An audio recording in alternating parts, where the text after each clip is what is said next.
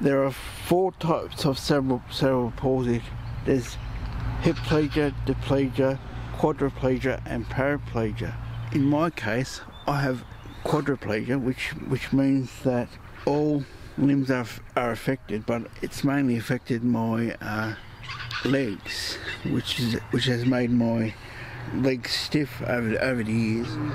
As you can see, I do use 2 4-arm walking sticks, and I do have a power chair and 2 sports wheelchairs. When I first left school, I had to find work experience, and Casey Radio 97.7 were the only people that were prepared to take me on for those 2 weeks. It wasn't until I finished my work experience that I really got into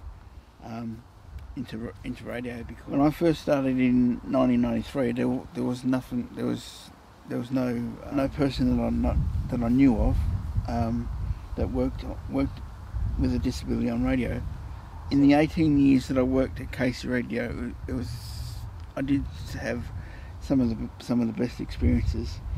2005, where my radio career really took off, because it was the first time that the radio station first went online over the internet, and in that time we were getting emails from people from overseas, and station manager at the time asked me and my co-host at the time, David Pearce, to put together a directory of services for people with disabilities, and we wanted to focus on non-for-profit organisations, and it basically saved my radio career, because what we did, we researched non-for-profit organisations in United States, England, New Zealand and Australia. But the reason why we wanted to focus on the non-for-profit organisations is because we felt that the non-for-profit organisations were being taken over by the I shouldn't say more professional ones, but the bigger ones, I'll say for this video. That's why we basically wanted to focus on that, because there wasn't a huge representation of people with disabilities on radio at the time.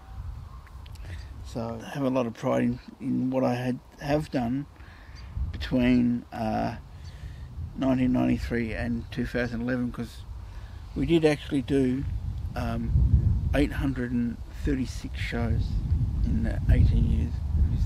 I had an absolute ball working on the show, because it gave people with disabilities the opportunity to ring up a radio show and feel part of being involved in the radio show as listeners. A heap of listeners ring us up. For example, between 2009 to 2011, we had an average of 30 phone calls every Saturday night for nearly 2 years. So in between 10 o'clock till 12 midnight, we had heaps of phone calls. I can't remember exactly what the listeners thought of the show, but the feedback that we got was, again, it was a radio show that was for people with disabilities, and it was a show dedicated to them. 2008, that's when I became a life member of Casey Radio for presenting disability radio show for people with disabilities.